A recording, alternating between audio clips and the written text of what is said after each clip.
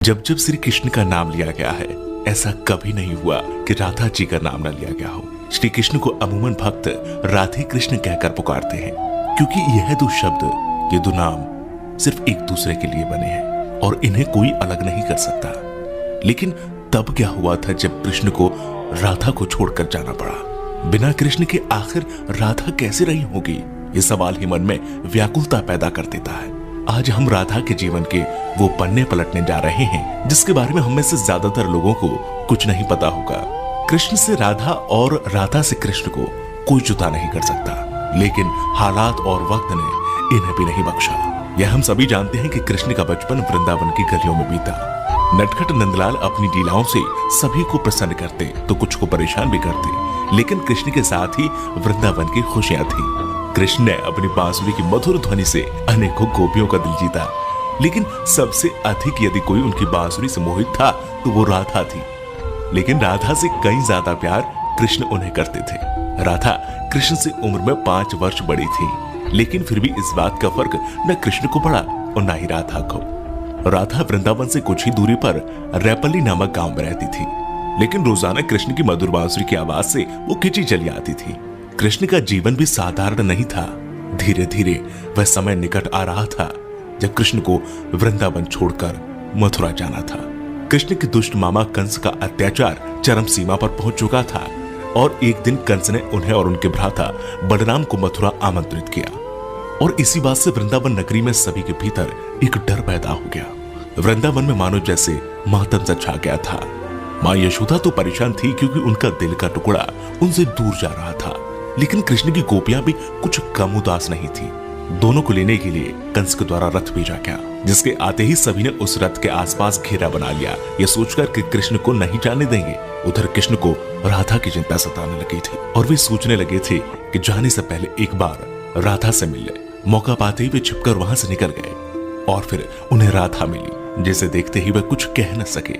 राधा कृष्ण की इस मिलन की कहानी बहुत अद्भुत है। दोनों ना तो कुछ बोल रहे थे और ना कुछ महसूस कर रहे थे, बस चुप थे। राधा कृष्ण को न केवल जानती थी बल्कि उनके मन और उनके दिमाग को भी समझती थी। कृष्ण के मन में क्या चल रहा है वे पहले से ही भाप लेती थी, इसलिए शायद उन दोनों को उस समय कुछ बोलने की आवश्यकता नहीं पड़ी। और आखिर राधा को अलविदा कहकर कृष्ण लौट आए और आकर गोपियों को भी समझाया और अनुमति लेने के बाद वहां से चले गए। और वृंदावन कृष्ण के बिना सूना हो गया।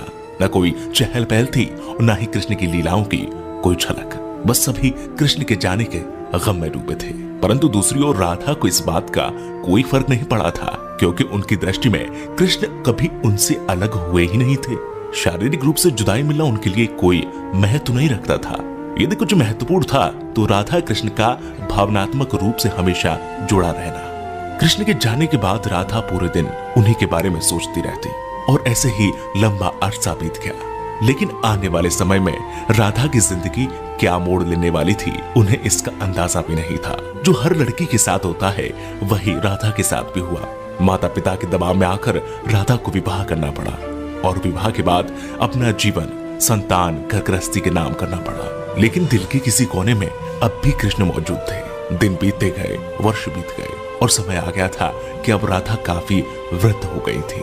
और फिर एक रात वे चुपके से घर से निकल गई और घूमते घूमते कृष्ण की द्वारका नगरी जा पहुंची। वहां पहुंचते ही उन्होंने कृष्ण से मिलने के लिए निवेदन किया, लेकिन पहली बार उन्हें मौका प्राप्त तब हुआ जब कृष्ण काफी लोगों के बीच घिरे हुए खड़े थे। राधा को देखते ही कृष्ण की खुशी का ठिकाना नहीं रहा, लेकिन तब भी दोनों में कोई वार्तालाप नहीं हुई, क्योंकि अभी भी उन्हें अल्फाजों की आवश्यकता नहीं थी। कहते हैं कि राधा कौन थी यह द्वारका नगरी में कोई नहीं जानता था। राधा के अनुरोध पर कृष्ण ने उन्हें महल में एक देविका के रूप में नियुक्त कर दिया।